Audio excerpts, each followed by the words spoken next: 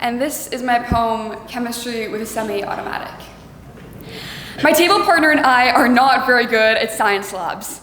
Sophomore chemistry feels Sisyphean when we're working with chemicals half as old as we are, but we make do with what they give us. Our sights are just barely focused on finals, but my lab partner still freaks when I say, hey, we have 8 minutes left and 4 more trials to do, but I tell her it's fine. I've been here before. We can rinse and repeat with these cracked glass beakers 4 times over. We can get a late pass and walk to 8th period in empty halls. The loudspeaker crackles, but we're running out of time, and this linoleum couldn't muffle a pin drop. Our rushing shoes are unforgiving on the tile, and I can't hear the announcement, but I can watch as doors filled with bulletproof glass slam shut and fluorescent lights go dark. And I can't catch my lab partner as she crumples the tile, but I can pull on her bloodstained camisole a few weeks later when I go and testify and hope to God with crossed fingers that this drop in the bucket is the one that will make the splash, but the water stains on the ceiling tell me my school has always had issues with leaks. I'm not very strong, but I carry her to the emergency iron station, follow bright yellow posters, and wipe some liquid off her face. And maybe it's these fumes, but I don't remember working with anything warm or sticky or red. They'll tell the PTA it was the chemicals that killed her. But I know what I saw, heard, felt. I know what locks lights out of sight means, and I know what a closed casket does to the grieving. I think you and I can both infer the real message of this piece. It's that, like usual, my racing heart and these sweating palms and the way I still jump at loud noises are just being dramatic. Or maybe it's that queer kids just have too much wrong with their head, and that's why I'm still on my knees for prayer. Or maybe it's for execution. I stopped caring when he opened fire, but I can't worry about that now, because I have a math test next period, and my Red Bull is wearing off, and this bathroom line is way too long, and the cafeteria is out of spoons, so I make do with what they give us. I can put one foot in front of the other. I can sip viscous red tomato soup off a fork, rinse and repeat. I can pull my head up off the desk when the lights blare on and wake me from a dream where I'm not still running. I make do with what they give us. They don't talk about her, about the incident, no, about the accident that occurred in lab room 203 that had nothing to do with guns or unlocked doors and everything to do with rushed trials and late passes. And I guess I really should have known better and just followed procedure, because 3 days into the morning, the principal will begrudgingly type out an email. Their counselor is available at request when, if ever, you feel like talking, when, if ever, you stop choking back tears on this cold bathroom floor every time you're alone because your lab partner is gone. And my hands are fumbling with test tubes, trying to record all this data for our stupid lab, for my stupid lab. Her absence is carefully noted as a % error margin. On paper, I watch as she becomes a statistic. Maybe if we had followed procedure, I would have passed second semester. If we had squeezed pipettes more precisely, or if we had squeezed our knees closer to our chest so our feet didn't peek out and give away our 16-year-old secret, we make do with the plan they give us. Her ghost is next to me, pressing half moons into my palm through thin latex gloves, but I tell her it's fine. I've been here before. Locks, lights, out of sight. We rinse and repeat. Today, the poem I'll be presenting is titled 0 divided by 0 is equal to invalid. We got kids who kill themselves because their parents aren't present, but then we got kids who would kill to have their parents in their presence. We got kids whose parents' presence isn't a good enough present. We got kids whose parents are killed in their presence. We got kids whose parents' presence isn't a good enough present. We got kids whose presence fights without their parents present.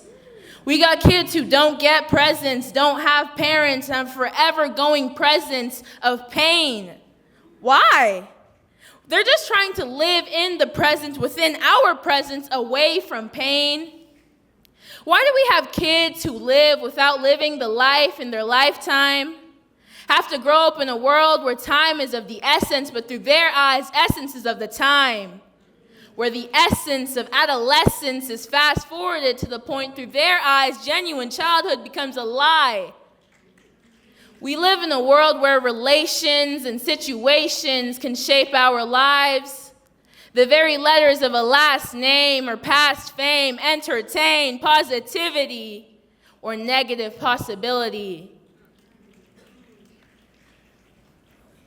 We live in a world where relations and situations can shape our lives. How is it we let one's opinions or a document's revisions define our very lives?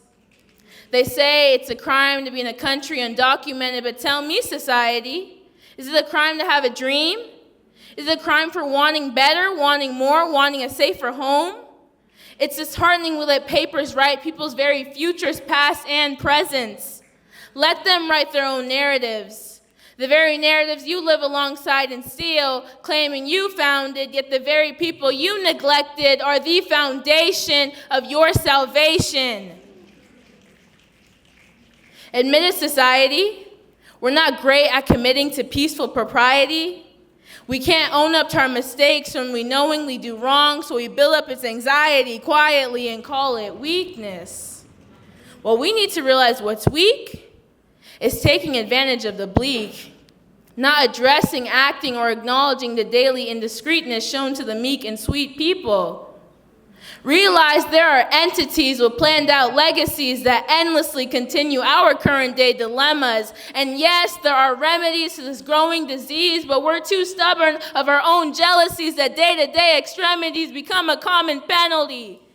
Do we not see the common enemy? Hatred and division guides us to a broken path of broken promises. The destinies of our society forge to a destination of destruction. Let's stop limiting ourselves from knowledge or even thinking it's unnecessary to know more. Knowing is a step of growing, and as you grow, you bestow among the path of making your mark in this world. So in this present time, go start your own line instead of waiting for one to form.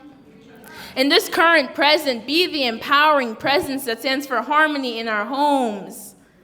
I hope we now have kids and parents whose presence fights within our present, so everyone has the present of peace. Thank you. My poem is called Arcturus Autopsy. The operation is easy, alarmingly simple. They lie me bare on the operating table, or fluorescent light droning overhead, and smoothly slice the line from my neck to my pubis. The metal sends shivers down my spine, critiques fluff tongues as easy as a nucleation. Every time I listen to a peer's insight, reminds me how blind I truly am. A finger runs over the scar on my chin, perhaps an inspiration for my tale, like how the curtains in the morgue are blue. I wrote that detail because I enjoy the color of the sky. Under the cloth hides trauma, not visible on my flesh, but take a look at our protagonist. Notice the haunting felt in his stomach while I starve under scrutiny. Ribs pierce his heart while mine aches too much. Cigarette burns on his forearm, share shape with the birthmark stapled across my left eyebrow. I feel cold fingers probing my untouched pelvis. I didn't have a boyfriend, did I? Notice the lovebirds in my tails. His hands in her hair, her hands on his thigh, never kissed before the epilogue. A side effect of his trauma. Maybe his darkness is under my skin, too. This body didn't cave from natural causes. It was murder, but not a crime. As anyone who's read my work knows, plot twists abound. Where's the weapon? Oh, of course. Reach deeper into my guts, pull out my spine, listen to the cracks of the bones, the snaps of the muscles contracting, the sharp tip of my tailbone, the pin of a pen bleeding out on paper is the proof they've all been looking for. The writer asked for it. I had it coming. Having someone look at your poems, your stories, your essays is worse than someone peeking at your diary. Your diary, it's predictable. Crushes, sickness, your last math test, in fountain pen, locked, it needs a key. You can rest easily at night, no one should ever read it. But cracking open a novel, digging into published prose open for the whole world to see is the equivalent of dissecting its writer. I am afraid of my creations. Some so much that I keep them tucked away in a notebook under my bed where no one will ever see it, not even when I die. I'll write into my will they'll be burned alongside me, forgotten, gone, good. If anyone ever saw it, would they still love me? Would my mother turn away? My characters, my plot, the quiet humor found between lines conflicts with the girl lying on the slab. Those words reveal how much I love, how much I cry, how much the pain doesn't go away after a lifetime of lonely nights of losing faith in the world, but I never lost faith in my writing because at least the author in me keeps fighting to stay alive. I am hardly the first. Every author knows the familiar sting of cold air filling cavities in their bodies. Some writers crave the pain. It keeps them alive. It pushes them to their limits for public entertainment. I am one of them at times. But the prizes I've won sing the possibilities of my future. The threat of failure has already started to bore through my back.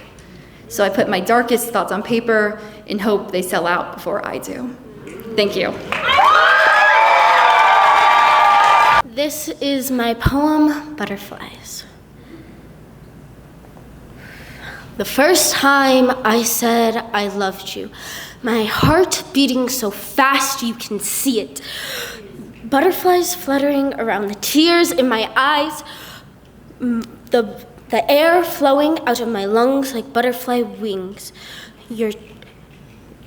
When you said you love, my heart breaking when you're not reciprocating my love for you. The tears burning my skin.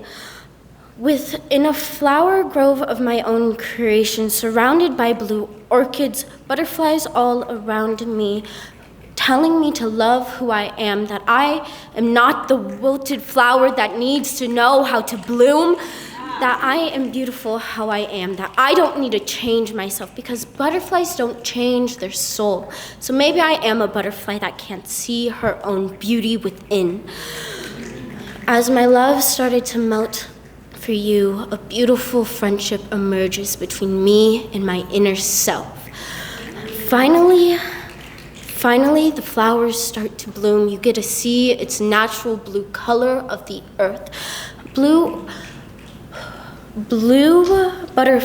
monarch butterflies flutter off, illuminated by the twilight. Thank you.